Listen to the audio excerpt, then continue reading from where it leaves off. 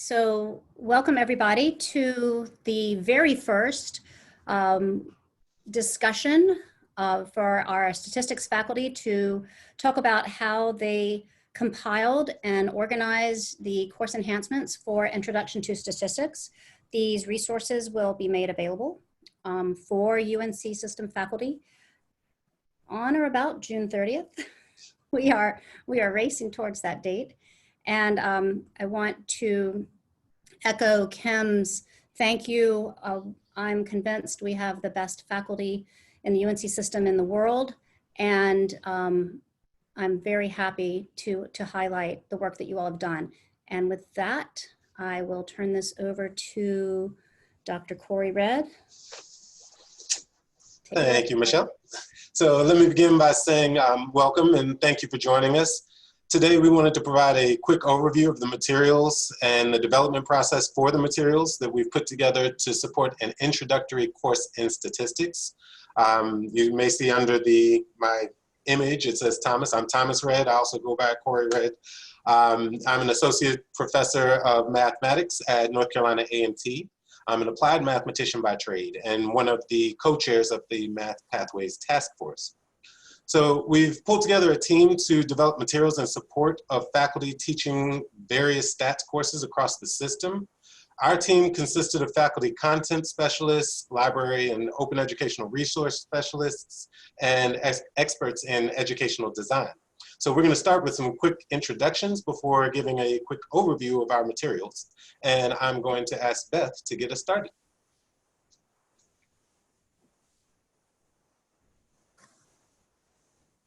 You are muted, Beth. And I started that off great, didn't I? So I'm Beth Baumgartner. I'm a faculty member in the Department of Mathematics and Statistics at UNC Charlotte. And I'm one of the faculty developers or designers on this particular project. And then I've been working with the Math Pathways for a while. So I'm super excited for everyone to see what we've developed. And I'll pass this off to Jeff McLean. Hello, my name is Jeff McLean. I'm a teaching assistant professor in the Department of Statistics and Operations Research in Chapel Hill. And my background is in statistics education and mainly at the undergraduate level. All right. I already did my intro, so we'll go to John. I'm John Wagman. I'm an associate professor of mathematics at Western Carolina University in Cullowhee. And my background is in statistics and applied statistics. I'll pass it on to Jeff McAdams. Hi, I'm Jeff McAdams. I'm the engineering librarian at the University of North Carolina at Charlotte, and I focus a lot on OER support. I'll pass it to Laura. Hi, I'm Laura McShane. I am a librarian, and I'm also a graduate student in the Learning Design and Technology program at UNC Charlotte, and I'm working on this project for my internship. My name is Enoch Park. I'm the online learning specialist at Center for Teaching and Learning at UNC Charlotte, and I serve this wonderful team as an instructional design lead. Good morning, everyone. My name is Bruce Richards. I'm the senior instructional technologist at UNC Charlotte and a member of the Center for Teaching and Learning, and also supporting the faculty in the statistics resource collection. All right, so in response to COVID-19 and in support of our institutions and students, a committee was tapped to develop and vet materials to support courses that may need to be presented in a distance learning format for fall of 2020. We wanted to make sure that they are mathematically sound, that they're faculty developed, and we want to make sure that they're flexible enough to be useful to the largest cross-section of institutions and faculty as possible. As you hear about these materials, we want to remind you that you can use some, all, or none in your courses.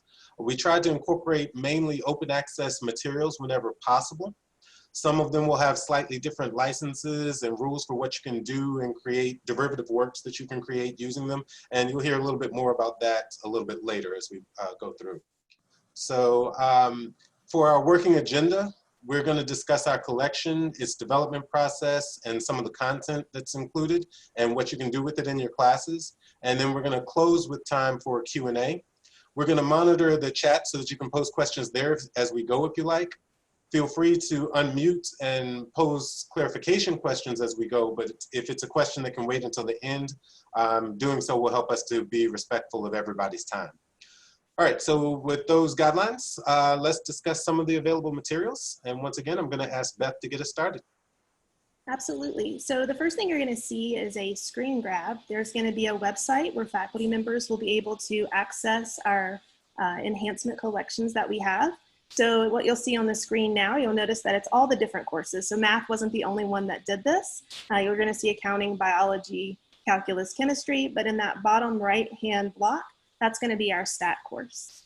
So when you click on that, you're going to have a couple of options. You can view our course design.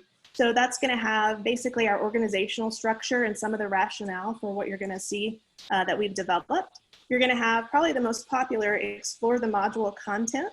And then there's some supporting ideas over on the side. So the supporting your course, it just basically says, how could I actually take these materials and utilize them? So if we're talking about the faculty content, there are a few things. A lot of these are going to be your open ed resources, which will be addressed in a little bit. But I do want to mention there are, for people who are worried about students accessing, say your assessment banks, things like that, we do have some that have logins that are required by faculty that protect some of that information. Now, we're going to start out by talking about the Stat 1 competencies. And this is just sort of how we came up with what competencies should we include. So this is a shared group of competencies that we see taught at most universities. So it's not all, we know this is going to vary a little bit, but what are some of those common things? And this is just how we came up with it. Now, overall, we ended up reaching 8 major topics that we wanted to include in these competencies. And we'll share those with you on the next slide.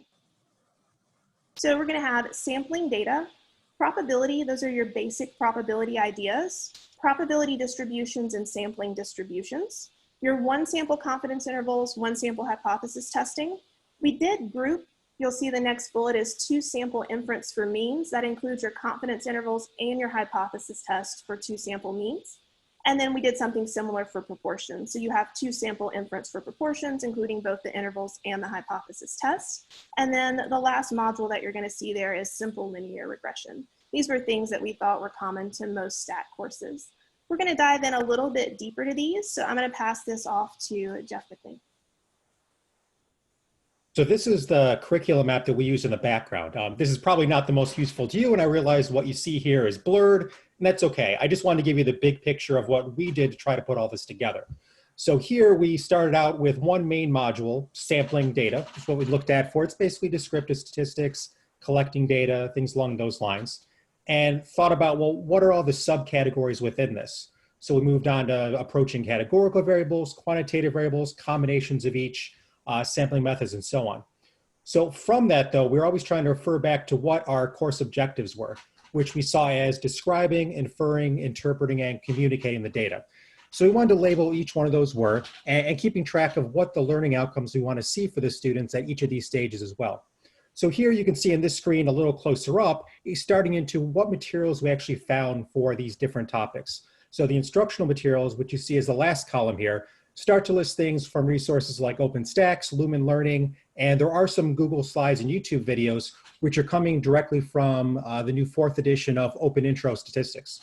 So what we found is this textbook had many online resources which included slides for all of their content and short videos for much of it as well. So we believe that these would be very good supplements where if you want to have materials that you can post online for your students, you don't need to invent the wheel. You can start with what they've done, you can derive your own from them, or you can use what they have there. So you can see here then the next slide, we also have some activities that we've collected. So some of this may be as straightforward as just problem sets or related problems from each of the online texts we found. But also there's some things such as there's a link to AMSTAT there where we found the Statistics Education Web, which is a list of peer-reviewed lesson plans for K-12 plus statistics, had many good resources for introductory stats courses. So these are full lesson plans that list how how they reflect the GAZE guidelines, how you can use them in your classroom along with all the materials as well. So we view these as good synchronous or even out of class asynchronous activities that you could use directly in your classroom. I've used a number of them as well, and what I found while looking through a lot of these materials is I was also teaching intro stats at the same time this summer, and I ended up using quite a few of them as well. So here then, if you go on to the next slide then, you could look at, again, these are some of the main topics that we felt would be most useful. If you're all of a sudden have to put your course online, what do you need to have available, or what would be the easiest thing to help you put that course online? So again, here, these are just the main topics that were in this curriculum map. Now, we don't expect you to use this curriculum map. This, again, is behind the scenes, kind of the messy look at how we put it all together. But in the next slide, you can start getting a look at how you'll actually see this material. So here, from the website that Beth was talking about, this will link to the Google Drive, which lists each of these different topics or modules in their own folder.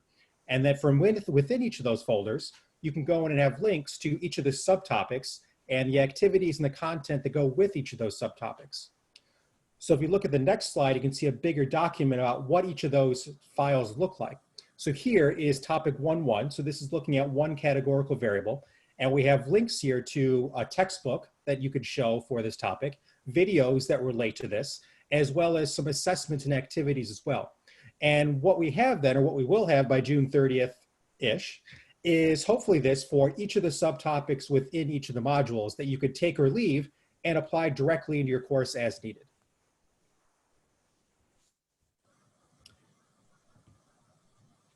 And I think I'm passing it over to John now. Yep. So within each of those subtopics, you'll have those three documents, the learning materials, the activities, and the assessments. And then at the end of the assessments, you'll have a link of questions that students can do. We also have links to test banks and previous exams. So the left tab there shows the folders of the different resources that we have. Some of these are test banks that are directly importable into an LMS. Other ones are PDF files or zip files of resources for exams. So for instance, what you're seeing in the middle pane there is the Lumen Learning's file structure for what it will look like inside an LMS. And so Lumen Learning's instructor materials has importable course files for Blackboard, Canvas, D2L, and Moodle. And so the middle screenshot there is what it will look like once it's inside the LMS. It won't look that way within the Google Drive. So, and then on the far right there, that's the file structure for some of the tests that are given with the Open Intro Stats exam from the 4th edition.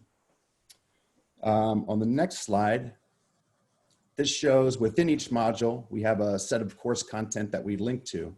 So the ones on the left there are 4 files that support the 3 faculty-led learning activities that are within Module 1. In fact, all of those are the ones that come from the Statistics Education web. And so those PDF files and the Titanic file give very detailed explanations of faculty guidelines for how to conduct the activity, an activity sheet for students, and also assessments at the end to evaluate what they've learned. Within each week, the stats team collected resources for 2 different modules or sort of competencies.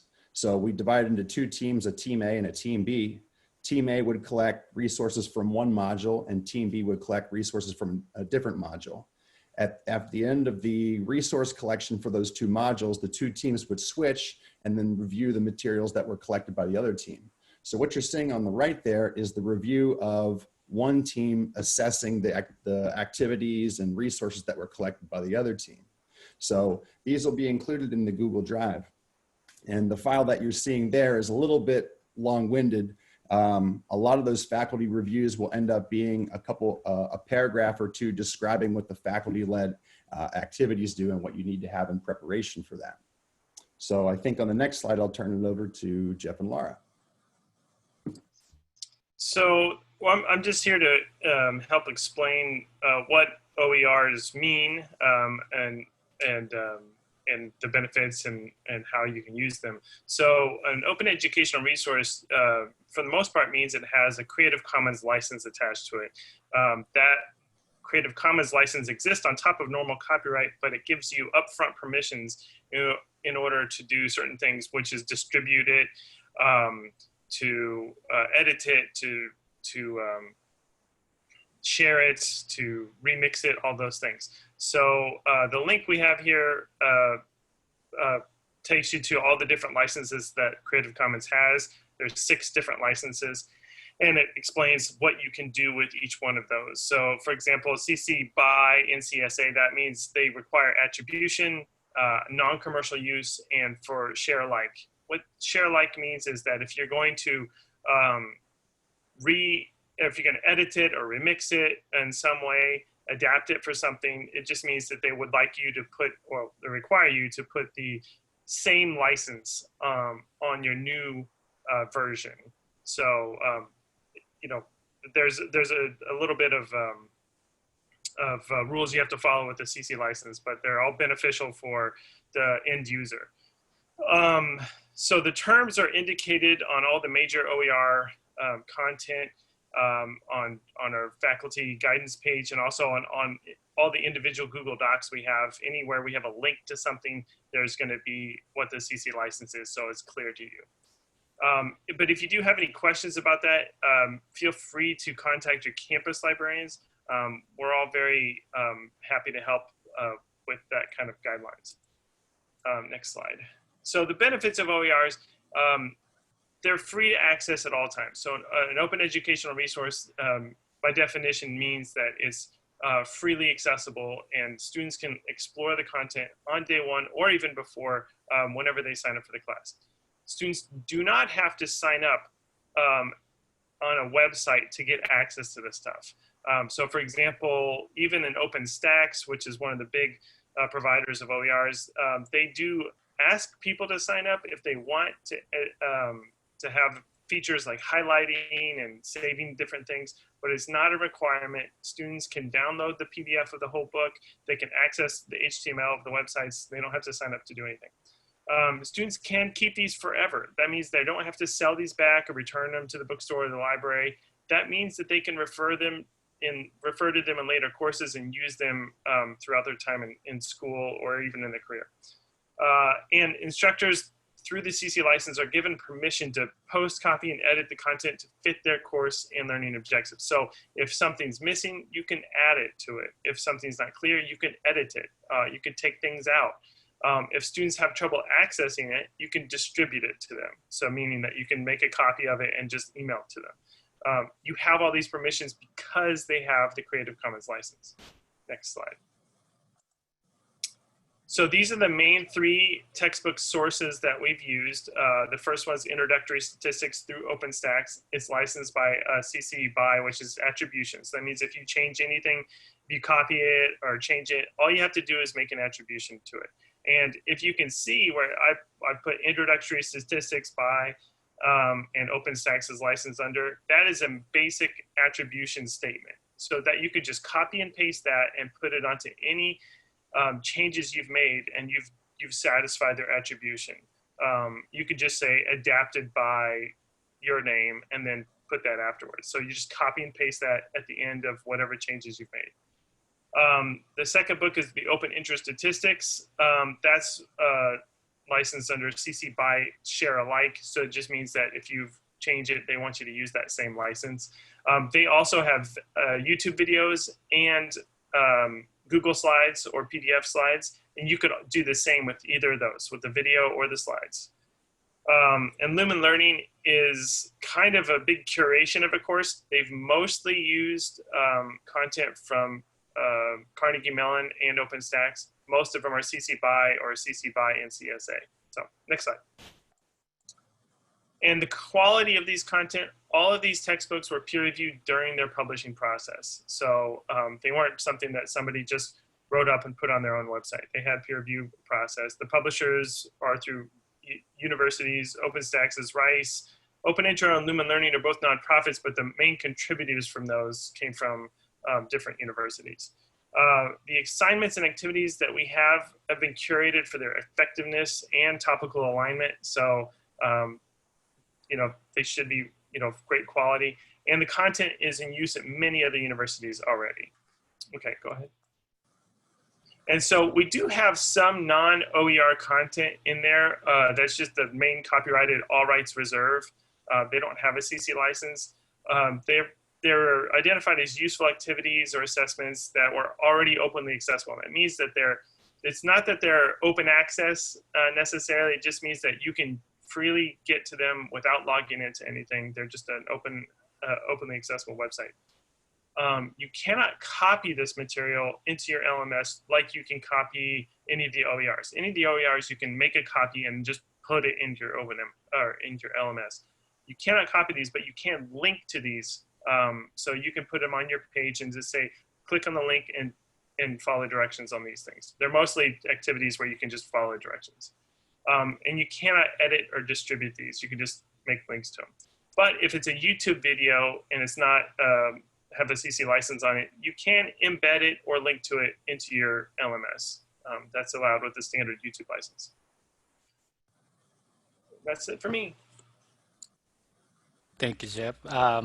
Again, as overall development guiding principles, we wanted to develop the course as a competency-based approach. It's not just a course that you have to adapt it, but instead the whole collection of resources, you can pick and choose any or all of the contents to your course to support your course. And we wanted to develop as a platform agnostic. So if you have a specific LMS or tools that you use, also the applications in statistics packages, if you use certain packages that you can still use the content, and wanted to also be discipline independent or neutral. So if you teach statistics for social science, natural science, these contents will be still usable in either ways. And content development wise, we wanted a coherent and consistency across the project. So you will hear, even though we worked the 4 experts across the system, you will hear the same voice, and curated Creative Commons open license contents and original contents. Also, these experts are generously contributed to the whole community, and those are grounded on the research and pedagogy. We wanted to also considerate the open licenses. So again, as Jeff explained to you, there's a various license terms and the conditions, and we explained that as much as possible. And if you have any questions, you are welcome to ask your local librarians on your campus as well. And we have the contents development wise, we use the RAISE model, which is resources, activities, support, and evaluation. So you will see those contents across the whole content. So we have tried as our team to integrate best practices in teaching statistics, and based on the sound pedagogy and research. And during our development process, we work through develop, review, revision cycle for each content, asking if the contents will be appropriate, practical, and engaging.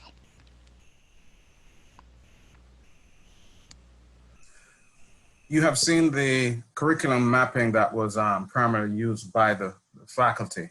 One of the reasons that this document, this mapping document can serve is not only in terms of the development of the content, but allowing the faculty who utilizes the content to be able to clearly see the flow or the sequence of each content and then the flow of that content.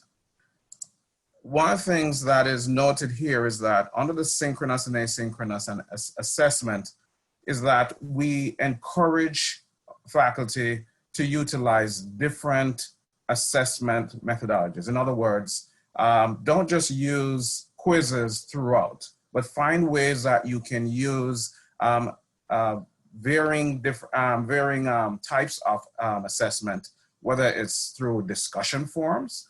Discussion forums is possible in a mathematical subject, because you want to know if students are able to explain or expand upon the content. Using assignments as another method of assessment. So the more assessment types that you can use will be helpful to the student to not only engage with the content, but also to engage with you. And so that's what this mapping document serves. It gives you the sequence, it gives you the flow, and it allows you to see if you're using too much of one or too little of one in terms of assessment, and be able to map that with your course. So that's really the end of our presentation, and we'll go to questions. I'll turn it over to Corey.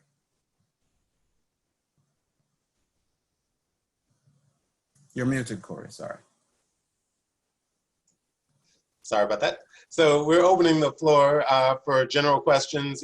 Feel free to just pose it directly. If you want to send it to us in the chat, we'll get it posted up as well. So the floor is open.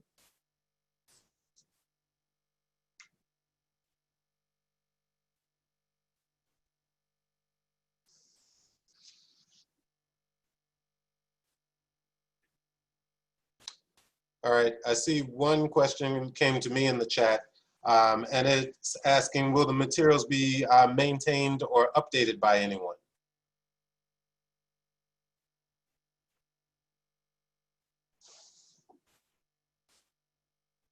Team, Michelle?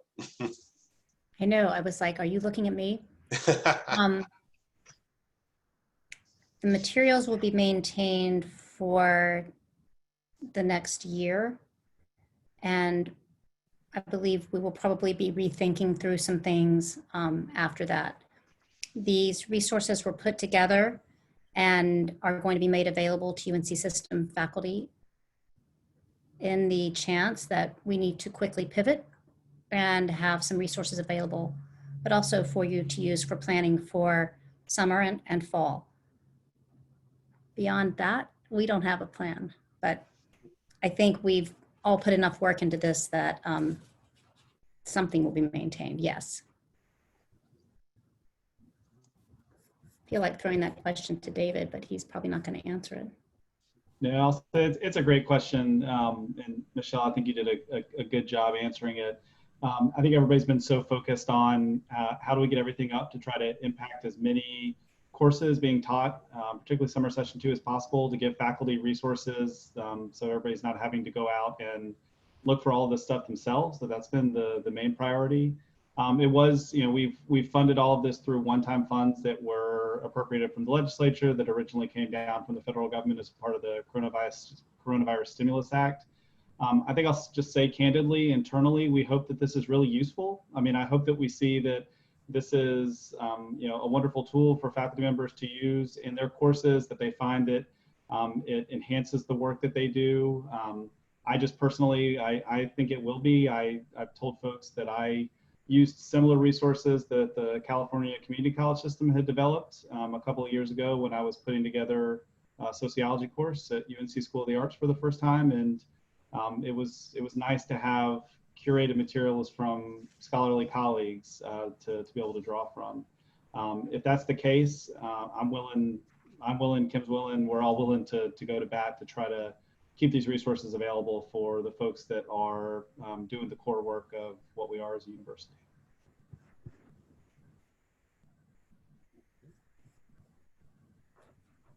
All right. I see one that popped up in the chat previously. I don't know if everyone has their chats open. There was a question as to whether or not the slides and notes would be available following this meeting, and the answer to that is yes. I'm not clear on where they will be, but they will be available. Are we emailing them out? It'll be included in the folder. Okay. Yeah, so actually you're seeing a live view of a folder. Either John or Jeffrey may show a demonstration. But you will have an access to all the files, structure, and the folders, but you will also be landed on a table of contents page. So you will go to the initial portal page where all the courses are listed. And when you click the Stats 1 icon, then you will go to the landing page, which is the opening page, which will also guide you the high-level overview of the contents, our process, and the resources. And when you click the content, then you will see the whole files.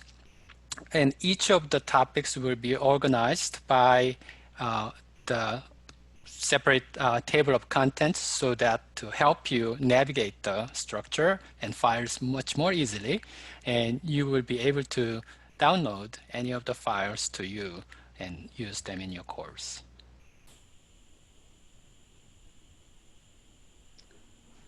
That looks great, Enoch. Thanks for sharing that. Yes, and that actually answers another question we had that popped up, which was how do they download the materials, and what kind of format types would the materials be in? So it looks like that will, you've taken us through that.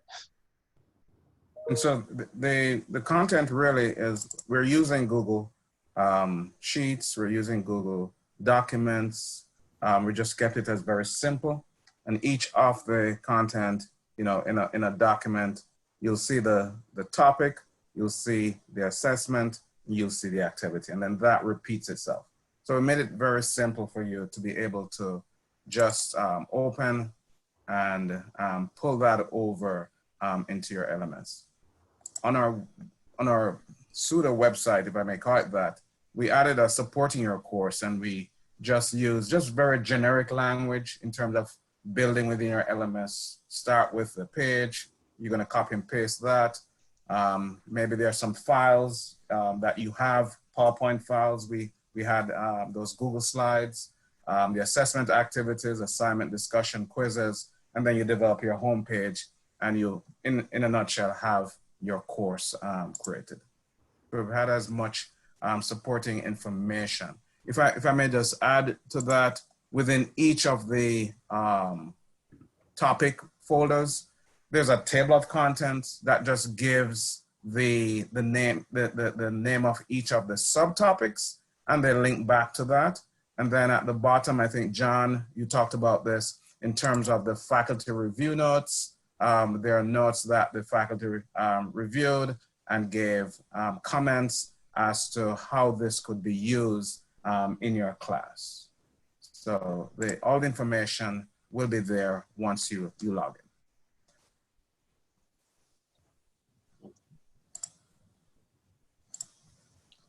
Awesome. I have, how are all of the courses and resources being communicated to the entire UNC system institutions?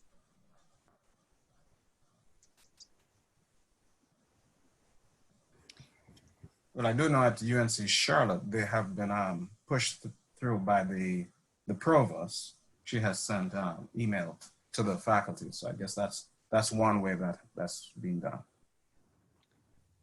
So also, we've definitely communicated through each chief academic officer, down through the deans and to the faculty. We also went directly to the department chairs for each of the course collections. And so the courses that we're covering are Statistics and Calculus 1, Accounting 1, Microeconomics, Macroeconomics, Chemistry 1 and Chemistry 2, Organic Chemistry, Biology 1, and Anatomy and Physiology 1. So we will have course collections for each of these courses. We will be doing a press release next week, and we will also get into university newsletters and any other word of mouth, trying our best to get out and let faculty know what's there during the summer. We also mention it to the librarians around the system, so you might have a librarian emailing you as well. Yep. And as you see, under the Digital Learning Initiative site in the system office, have created this the digital course enhancement portal pages. So this page will points to all 10 courses. And if you're interested in learning about statistics, yes, you'll find it. Or if you want to learn about anatomy and physiology, yes. And each of the buttons or icons, when you click, you will go to the course landing page, and which will also point to the entire course content. So this page is a static anchor page, so you can always go back and find the course content. At the same time, you're welcome to choose the contents as your see-through and the matching to your course. While I'm kind of playing moderator right now, I'd like to say that our hope is that all of you who have attended this will also be advocates for us going back to your departments and help all of your faculty members, well, everyone, but particularly maybe junior faculty members or lecturers or what have you, who may not be aware or may not have received the email that these materials are available and that they've been vetted and are ready to go. So we do hope that you guys will help us with that as well. Yeah, and Dr. McLean used some of the question pools already in this semester and had a great experience with it. And so as a expert in statistics education, four of you and each of you, would you share any suggestions how we can adapt to our courses? Sure. So the open intro text is something that we've been using in Chapel Hill for quite a few years now in our intro stats course. So we've used it. We've even made a derivative version of it, which realigns some things from an earlier version. So we've been very happy with a lot of their materials. And the materials go further than even what we've shared so far, where once you go to the open intro webpage, for instance, there's exams there. And if you get a faculty account through them, which is free, you have all the solutions to their exams as well. So there's exams, there's labs, there's just a lot of materials there that you can sift through and figure out, well, I need to do this specific thing in my course. Where can I find some materials that help me do that thing? And more importantly, help me do that thing online, which many of us will be teaching that way this coming semester. And I've also found that just the many test banks and many assignments have been very useful to help motivate different types of questions I can ask. That is one of the biggest processes for me, just figuring out, well, how can I assess people on these things I'm doing? And I think that a lot of these texts have come up with looking into many different studies that have been done, and how can I turn those studies into questions? So they're not just generic questions about, what p-value relates to this t-star, this t-statistic. It goes through, this study was done, here's what the situation was, and it runs through the full study, which I find really useful in my classroom, where I can present real materials to the students.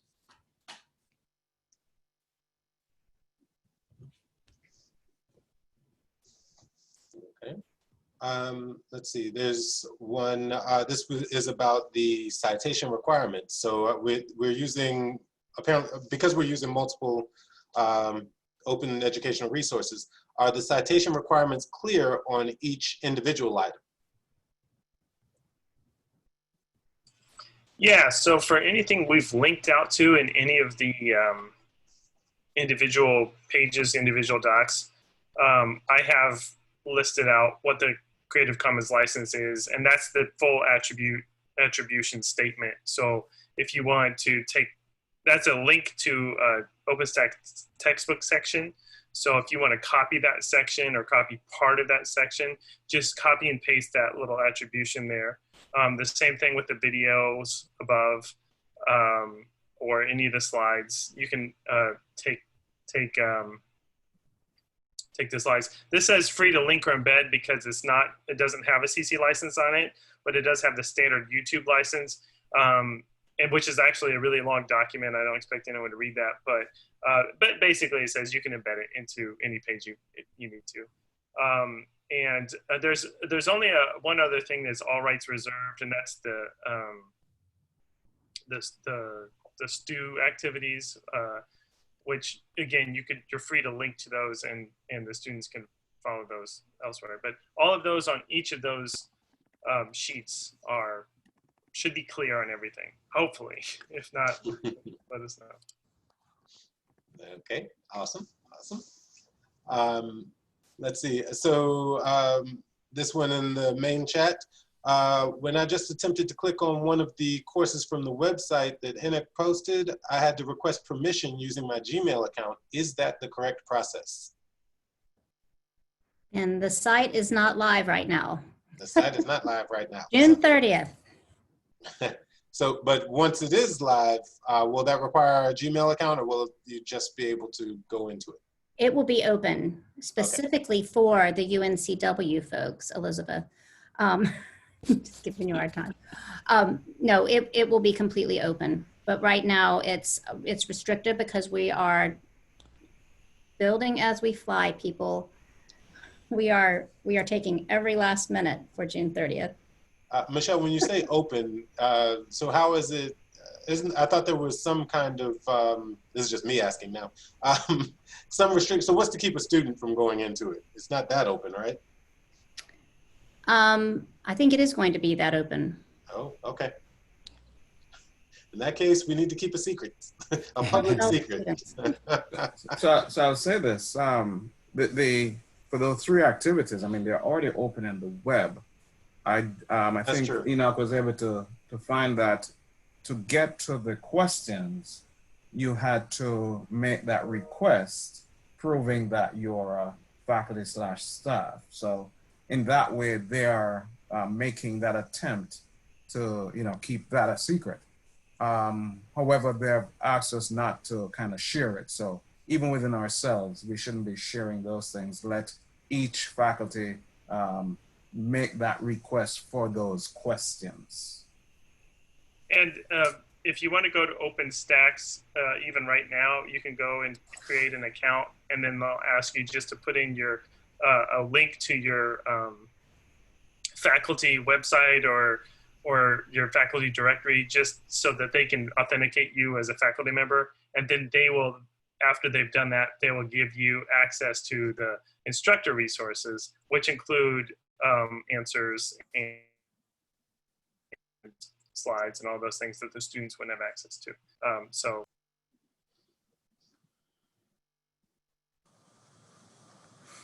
I want to touch back to something that I think Jeff talked about. This was the one of the content with regards to faculty guided activity. And so as you notice here, I mean, it's, gives you an overview, very comprehensive overview of the lesson, looks at those common core, what are the learning objectives, and so forth. So very comprehensive, kind of giving you ideas. You can use some, you can use all, based on the topic and based on the activity, whether you're doing asynchronous or asynchronous, and based on the assessment that you're going to ultimately use to determine the knowledge of the students.